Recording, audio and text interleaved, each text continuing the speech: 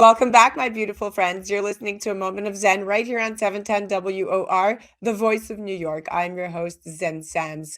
Happy Mother's Day to all the ladies out there that are mamas in one shape or form. Now, coming up, we have our very famous culinary and wine segment. And this week, we are featuring Peter Guimaraes, a restaurateur with a very strong political opinion across all fronts. I'm going to be transporting you to Bice Cucina in Midtown, where I'll be having dinner with Peter, the owner, along with my good friend Rich Valdes, radio host, podcaster, and the voice of conservative Hispanics. We're going to chat the rise in NYC's crime rate and how it's affecting local business as Peter puts our taste buds to the test. Now, a few stats before we head over to our dinner party that you are coming along to. Murders in New York City surged in 2020 by 47% from the year prior, one of the most significant increases in the city's history. Crime rates in the city across the board increased 5% in 2021, but the first month of 2022 saw a 39% spike as compared to the previous year. Now, NYC Mayor Eric Adams, when asked whether we need a better way to track potentially dangerous individuals like Frank James, who's accused of shooting 10 people at a subway in Brooklyn last month and had posted hate-filled videos on YouTube, including one just the day before the attack, in which he admitted he wanted to kill people and watch people die. But Mayor Eric Adams raised eyebrows after pinning part of the blame for New York City's crime wave on social media's firm's failure to police violent uploads. What are you talking about? Passing the buck, Eric? Now, we all know that the mayor is a former cop. And after the Brooklyn subway shooting, he pledged to double the murders of officers patrolling the subway system. And we have seen, in fact, more patrolling taking place. A week after that initial incident, though, a married Queens mother of two was found dead inside a bloody duffel bag on the side of the road, less than a half a mile from her home in Forest Hills. So this is all very, very disturbing statistics. Now, Eric, you need to get your act together. Now, mind you, if you stay out of the subways and away from the bad pockets, the city itself is still fairly safe when you proceed with caution. So let's head over to Bice Cucina carefully and meet Peter and Rich. We'll be right back with our culinary and wine segment live from Bice Cucina. You're listening to A Moment of Zen right here on 710 WOR, the voice of New York. Hey, what's up? It's Rich Valdes. I'm here for A Moment of Zen on 710 WOR, and we're waiting for Zen Sam. She's putting on her makeup, doing what she does, doing what girls do, taking forever in the bathroom, and doing what girls do. Hold on. They're probably going to call the woke police on me for making a comment. You're going to regret that statement. Well, I'm here with Peter. He's the owner of Bice Cucina right here in New York City, and this is a lovely part of town. No crime going on right here, but there's crime all over the city, in the outer boroughs, in the Bronx, in Brooklyn, in Queens. And it's such a shame, Peter, to see that there's so much crime going on. You've entered the foray with your throwing your political hat into the ring. You're an entrepreneur. You're a business owner. Give me an idea of what's your take on all of this. So, it's a catch-22, right? Because crime in my area really isn't really happening, right? Right here in Midtown, crime is very low. But what happens is, for tourists and for people from other countries, they hear about crime in New York. They don't know if it's happening in Queens. They don't know if it's happening in Brooklyn, like that bombing that happened on the subway, the shooting that happened on the subway. Yeah. When that was Brooklyn, that was 10 to 15 miles from here. But people here in New York, they think it's, right in the heart of the city. So crime is very, very small in our area here, but it affects us, and we want this problem solved. We want what Mayor Adams promised when he took office, that his major concern was going to be crime, homeless, and garbage. And if you watch TV and the news, his major concern is clubbing with the supermodels and trying to push a vegetarian lifestyle on our kids in school. We got serious issues here. We need to go back to what he campaigned on. Yeah, I agree 100%. Looking at what happened last week with this the shooter on the subway, and you look at everything that's going on across the city, Adams is constantly, whenever he's giving a press conference or he's giving a comment, he's dressed to the nines, ready for the nightclub, ready for the TikTok girls, ready for the red carpet. And New Yorkers like you that live a few blocks away here in Midtown Manhattan, by the way, great restaurant. You guys want to check it out for Mother's Day. Bice Cucina, fantastic on 55th Street on the west side. And it's a lovely place, and thank God, in the theater district, people are still safe. But the rest of New York is suffering, and it's my opinion that this is because of the radical, crazy, left-wing defund the police movement, where people said, we got to get rid of this because policing is racist. And because it's racist, we're going to stop it. But guess what happened? More black people have been killed, more Hispanics, Puerto Ricans like me have been killed over the last year because of these policies. And it makes you think, where's the wisdom in that? There isn't any. What's your take on how that's affecting the city and businesses like yours? Well, it's first of all, it's crazy. For every action, there's a reaction, right? You take $1 billion, which is what happened, out of the New York City policeman's budget. We have a rise in crime. Crime is back to when I used to have the nightclub on the West Side Highway. It's gotten that bad. And the last administration, de Blasio, they took $1 billion during this BLM, Black Lives Matter movement. They took $1 billion out of the budget for New York City. They put it into a fund called Thrive, which was a great fund that had a lot of meaning to help the underprivileged and the people without insurance. But $800 million went unaccountable for, and nobody's investigated. Only $200 million went into the fund that's supposed to go to the people that need it. So whenever you take money, I've never heard, and we own restaurants all over the world, whenever you take money out of a situation, you're not fixing it. I've never had a restaurant where it's like, let's take $100,000 out of the budget and advertise it and we're going to make it. No, it doesn't work that way. The more money you throw at things, usually 99.9% of the time, money fixes the situation. And especially in this city, we need more cops. We need cops on the subways. We need 5,000 cops on the subways. We need to have How do we get those cops? Well, you know what? You have to put more funding into the police budget. But the problem now is it's again another catch-22 because cops are not respected in this city, and they're not respected because we have leaders like de Blasio, leaders like Adams, who constantly put down the police. We need to back up our people in blue. They're the ones on the streets defending us. We need to throw money at them, we need to equip them properly, and we need to make sure we have a show of force.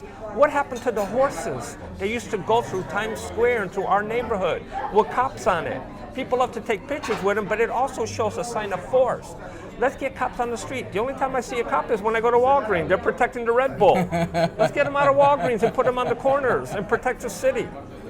I can go on all day. Yeah, we're here at Bice Cucina. You want to be here for Mother's Day. We're on West 55th Street, New York City. And I want to welcome Zen Sams, because Zen Sams is in the ladies' room, powdering her nose, doing what ladies do, putting on a red dress, lady in red. I don't know if you're hearing that. It's playing in the background. But here she is, Zen Sams, everybody, 710 WR. Zen, take it away. Hi, guys. So excited to be here and spend Mother's Day with my two favorite people, Peter Guimaraes, owner of Bice Cucina right here in Midtown Manhattan, and of course the very famous Rich Valdes, the voice of Hispanic conservatives. And the one thing I want to say is that I can't wait to dig in to this festivity right here. It is the most beautiful plate I've ever seen and one of my favorite dishes, octopus carpaccio, only done at Bice Cucina. Peter Guimaraes is probably the only person that does it just the right way, and where it's just that succulent taste that only octopus carpaccio can offer. Not even sushi bars can get this right. But I know that I crashed a party because we were talking about the violence that's taking place in the tri-state area. Although I feel very safe right here because we are in Midtown. It's one of those things that as a mom plagues me every day. So no, I no longer take the subway. Eric Adams has disappointed me in ways that I can't even begin to explain. And because of that, we now have to take other precautionary measures as New Yorkers that we didn't have to in the past. Peter, how is this directly affecting the pass-through business?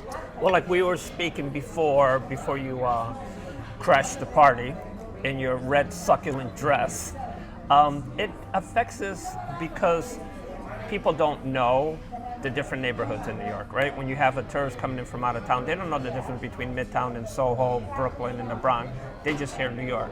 So when you hear a gunman is loose on the subways in New York, psychologically you think all of New York isn't safe.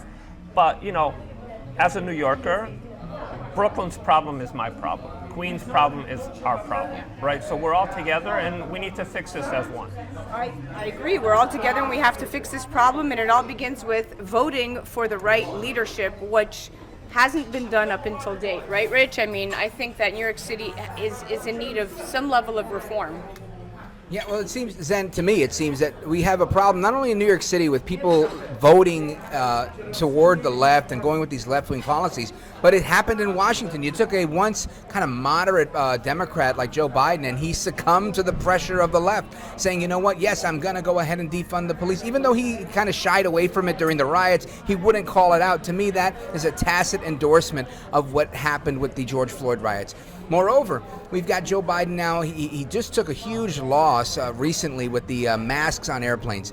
This is, I think, a big win for the American people. It's a big win for everybody that's out there traveling, that wants to spend money, that wants to come to the city and be a tourist, to be at Peter's restaurant, because ultimately people want to do what they want to do. It's about exercising your right, and we can't do a lot of that. I mean, we're free to exercise our rights, but we're not safe to do it in a city that isn't protected. So elite Eric Adams needs to get out of the nightclub and get into City Hall and do what he's got to do. Yeah, I couldn't agree more. You know, this is a man who used to be a cop, so you would think that security would be at the forefront of his brain. You would think that the first day taking over, he would have released double and triple the amounts of police officers in the subway system, but he didn't. He waited till something like this happened, where Frank James decided that he was going to, shoot up a whole bunch of people, because that's what he claimed he wanted to see happen. He wanted to watch people die, as per his YouTube posts. And the only thing that Mayor Eric Adams of New York City, by the way, was able to say is point fingers at the social media firms to tell them that they weren't policing the content that they're uploading. So, passing the buck again, Eric. And also blaming the guns, right? Nobody, even nationally, nobody went and critiqued the person that did the shooting. They said, oh, this is why we need more gun laws. New York has the strictest gun laws in the world. It took me like forever to get one, because I have cash and, I'm a retail, so I was able to. But the normal person cannot get a gun license. We have the strictest gun license in the country. So this guy still got his license. So it's not about the gun, it's about the people. He had an extensive arrest record. These district attorneys in these different left, socialist, communist, democratic states, they need to start locking people up. You start locking people up, crime goes down. Guns are still going to be sold, but crime will go down. Yep. And Zen, I know it's Mother's Day, so I'll keep it really, really family friendly. But I'm going to say, an armed society is a polite society. Guess what? When half of the people on that subway cart actually are carrying a pocketbook filled with a 9mm, or somebody's got something in their waistband, people think 2 and 3 times before they do something stupid like that. That's why you don't see these types of things in states that have open carry. And again, I'm a big Second Amendment advocate. You have to say, because now my husband is going to watch this episode, and he's going to say, you see, I told you so, and that's why I want to buy a gun. And I've been saying no guns in the house. Yeah, well, listen, the last thing you want to be is in a situation where you need a gun and the bad guy's got one and you don't.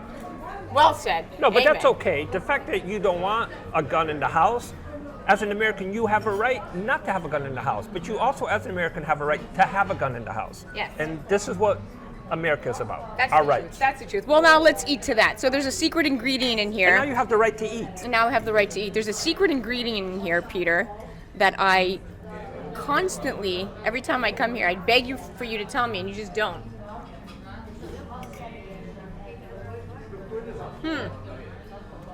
What is it that you put in this octopus carpaccio? Salt. No, it's more than salt. No, so, it's a 3-step process, right? First, you have to bring in the fresh octopus, and then you have to cook it. You have to season it, and then you have to roll it up into a little ball. You have to freeze it in your freezer so it's nice and frozen, and then you got to run it through the slicer. And then it actually melts on the plate, the frost, and then we do a lemon vinaigrette dressing drizzle with arugula, cherry tomatoes, and peppers. Well, it's my favorite dish, and I think it's the drizzle, because there's something very sweet that I'm always tasting in the back. The honey mustard. The honey mustard. Well, guys, listen, if you have never tried shaved octopus carpaccio, make sure you head down to Bice Cucina, not just on Mother's Day, but on every day, or at least on the weekends, because they do have quite the menu, and definitely a very eclectic one, and something for everyone. So make sure you stop by. We'll be right back. You're listening to A Moment of Zen right here on 710 WR, the voice of New York. So Zen Sam's, this risotto fruto de mare, and I hope I said that right because my Italian's kind of Puerto Rican, if you know. But the risotto is fantastic. The calamari, very good, and the lobster, super tender, excellent. I recommend this to anybody who wants to have it. Mother's Day weekend, any day weekend. This is where you want to be, right here at Bice Cucina, New York City, 55th Street. Great job, Peter. Thank you. Peter, this dish is my favorite dish after the octopus. I always start with the octopus carpaccio, then I have the risotto, fruto di mare, and it almost tastes like my grandmother's cooking. There's something very, very hearty and homey about it that's a very unique flavor. It's funny that you mention it because this is your life, Zen, and coming from the kitchen is... Come here, Grandma. No, I'm just kidding. But thank you. It is very delicious. One of our most popular dishes. And we've never had anybody not like it. Usually, the calamari is chewy in some dishes like this, and the octopus isn't tender. This is all of the opposite, right? Not gummy in the least, this calamari. Yeah, melts in your mouth. People always say to me, oh my God, your food was amazing, thank you so much. And I always say to them, it better be. You know what my payroll in that kitchen is? If they're not getting it right, I'm going to start all over. Absolutely excellent. Guys, you definitely have to check out Bice Cucina right here in Midtown Manhattan. Happy Mother's Day. You're listening to A Moment of Zen right here on 710 WR, the voice of New York. Thank you, Rich Valdes, for coming on. And Peter, always a great host. We'll be right back after this.